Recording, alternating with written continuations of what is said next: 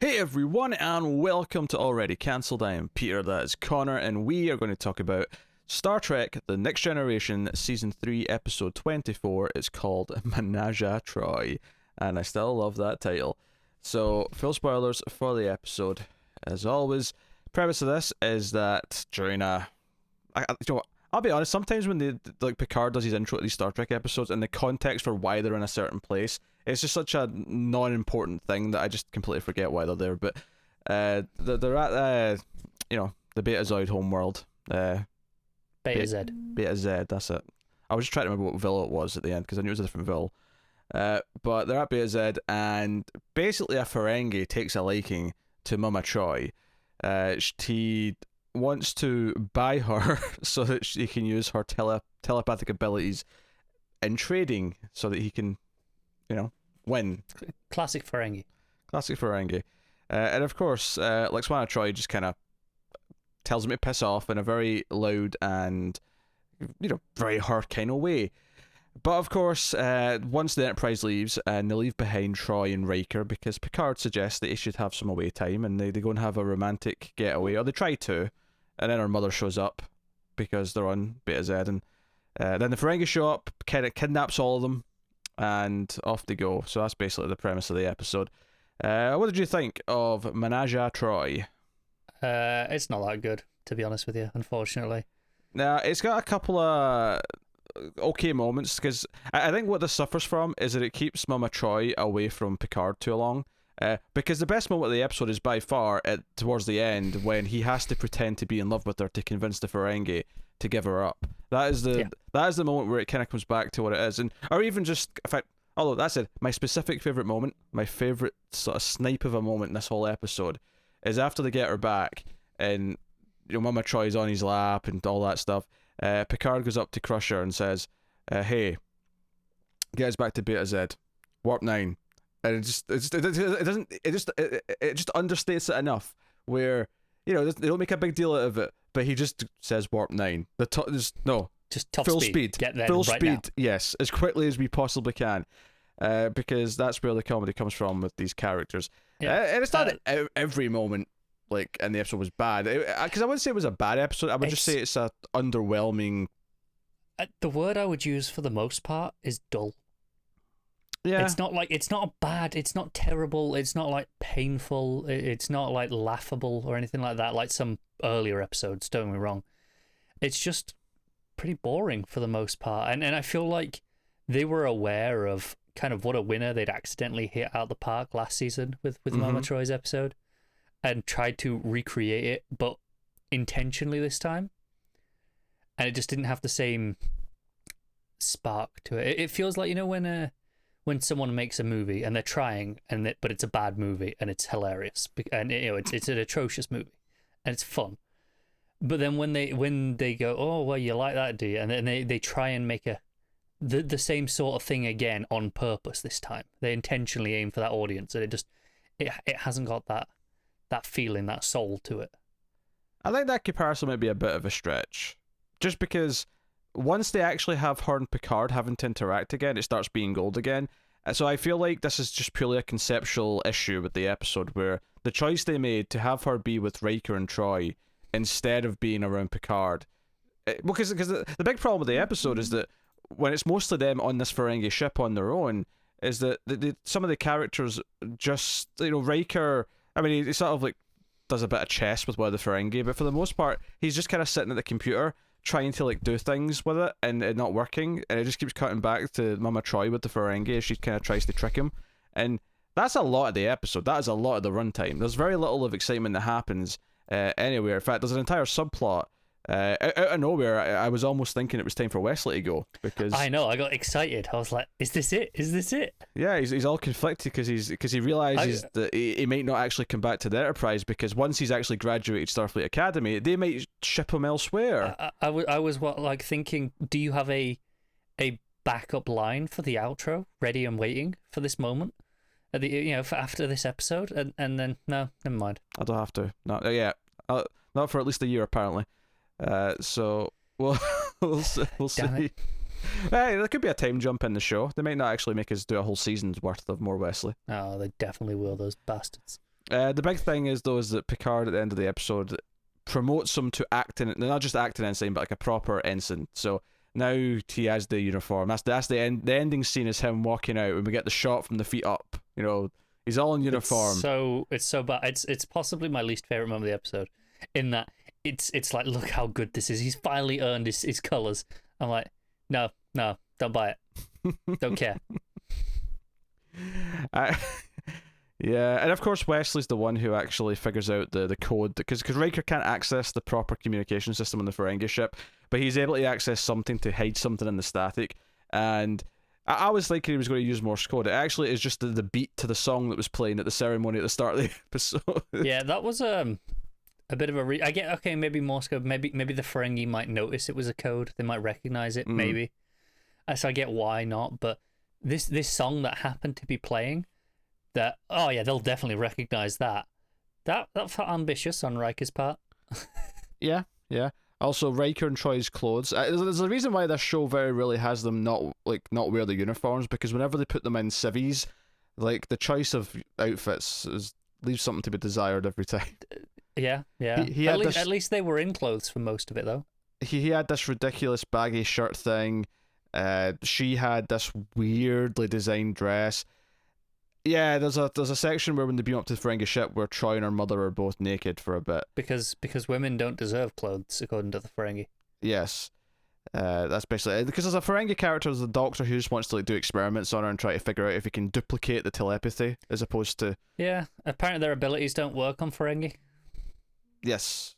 Which I don't remember being a thing. Maybe it was, but I don't recall this in any previous Ferengi. But why does that matter? Like, have we encountered the Ferengi with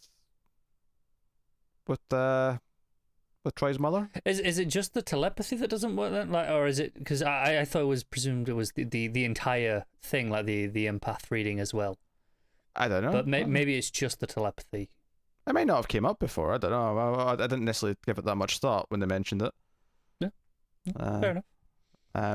I mean, the only time it would have probably come up is maybe that first episode where they encountered Ferengi. Maybe there was a moment where Troi said, like, "Oh, I can't read them because Ferengi." Yeah, that's it. It crossed my mind that they were quite antagonistic at first. And I don't recall any comments from Troi about this. I don't recall any specific things of her reading them either, though. But so, I'm not throwing it under the bus here. I just don't recall. I feel like that first time is the only time it would have probably came up. Possibly. But I don't know. Might have been useful in that one where they were negotiating. You're going to have to be more specific. I have no idea what you're talking about. Where the Ferengi came to negotiate for the black hole, whatever it was. Oh, right. Yeah, okay.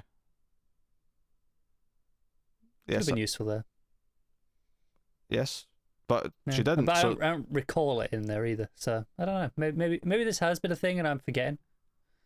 Yeah. Do you know how insufferable this last minute's going to be to listen to if the people watching or listening know this for a fact has always been the case, and it's just you sitting yammering on, debating and theorizing if we have or not. Well, I'm sorry, I don't have all the facts in front of me. Well, don't sit and speculate for 2 minutes then. It's horrible radio. You could have interjected. There's nothing to interject. This is your question you're posing. It's you cares about it. This is all on you. This is you do something with it. Make it entertaining. Say something wacky. I'm sorry for caring. I'm intrigued. I don't know the answer. I was questioning. I thought maybe you had an answer. Well, yeah, just ask. Okay, we don't have an answer, then we can move on. But no, you sit and ponder. You say, well, maybe it was this. We end up spending 3 minutes of you sitting talking about nonsense with no answer. There was some. It's conversations going nowhere. There was relevance, specific examples. I'm not even going to cut that out. I'm leaving that in. I assumed as much. They could all experience this and then complain accordingly. I will take it. Right, I will take it. You want to bump up the runtime of this a little bit? I take it. Well, there's not much else to say. This is a pretty. It's a pretty. Do you know what occurred to me during this? The fireman from Twin Peaks. Yeah. Whose name in this I cannot remember. I made a point of noting it when because she called him it like 2 or 3 times around the picnicky scene. I was like, oh, that was his name, and I thought, oh, I'll remember that, and then I didn't. But I figured out, Enoch. That's what Enoch reminds me of. It's this guy. Oh, right. Enoch from Agents of S.H.I.E.L.D. From Agents of S.H.I.E.L.D., yeah. Mr. Hom is his... Hom, yes, that's it. That sounds right. Yeah. It's kind of nice to got him back, even though he's only in like the one scene. He's only in like that picnic scene before he's just captured. there and goes and gets some like blueberries or something. Yeah. And do you know what I think it was that when it was that I was like, no, the Enoch comparison sprang into my mind. It's when he gets back and they've been beamed away by the Ferengi, and he just looks around, kind of nonplussed, and just eats the berries. That was the moment that reminded me of it. Yeah, I could see it. Yeah. I mean, the thought never occurred to me, but I wasn't really trying to think about who Enoch reminded me of. It had been bugging me when we've been watching that show the last couple of weeks, and there it was, just right in front of me.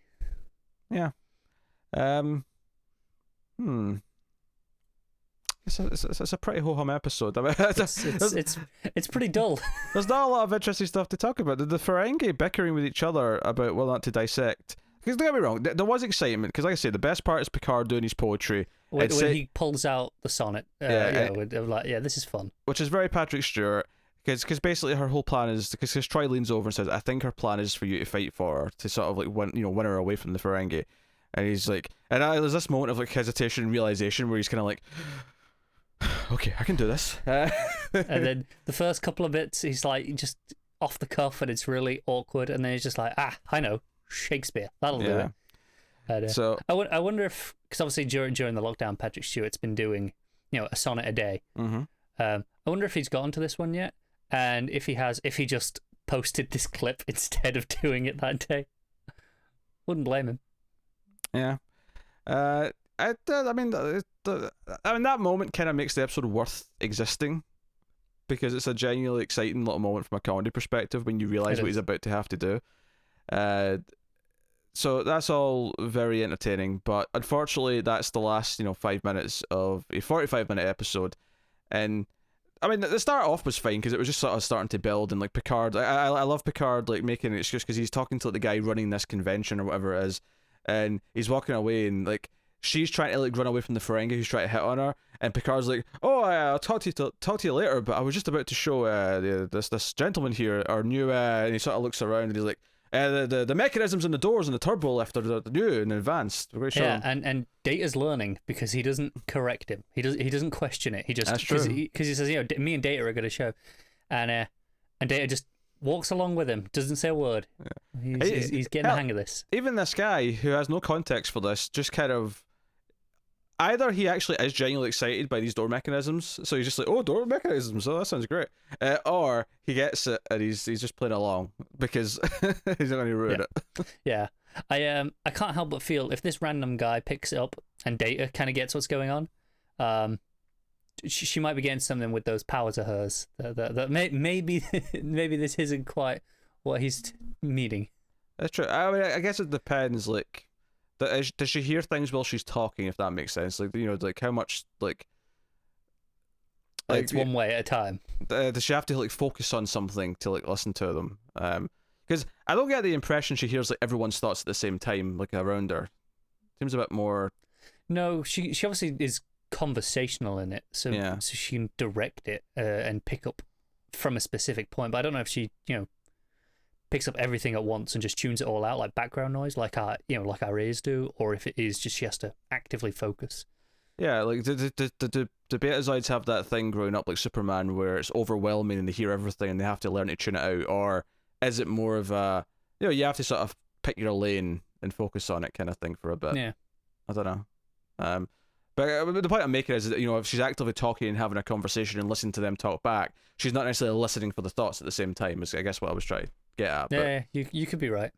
But maybe the guy just really likes door mechanisms. Maybe he's because you won't get it from Data. Excited. Data won't give her anything because he's obviously not a traditional being. So, but hey, yeah. I think we've stretched this out long enough. That's Ménage à Troi. Please tell me we've got something better next time. Ménage à Troi is done. Talk about having nothing to say beyond one fun bit at the end. So next one's called Transfigurations. Episode 25 is the penultimate episode of the season. Here's the description on IMDb. The Enterprise finds a deserted planet where a ship has crashed, and with it, a lone survivor with no memory, but extraordinary healing powers. Sounds like a sort of old school original series style episode, to be honest. It does, yeah. And some of those have worked fairly nicely in this show. Yeah, isn't necessarily a bad thing, no. That's what it is. So we'll see how that is. But obviously, we know we've got a winner after that, because the one after that's like one of the most famous episodes in the entire show. So yeah, looking forward to that. But yeah, let us know what you thought of Ménage à Troi. And let's be honest, the best thing about the episode is still the title. After having watched it, so please do. Let us know what you think in the comments. Like and subscribe. Liking is really important on YouTube. Helps us out and helps YouTube share us out a lot more. You can also support us financially over at patreon.com/MailFuzzTV for as little as $1 per month. And you can, of course, get us on Twitter at mail_fuzz for channel updates. But otherwise, that is us. So thank you once again for watching or listening. We always appreciate it. Keep watching Star Trek, and for at least one more year. When it comes to the ladies, Wesley Crusher is in complete control.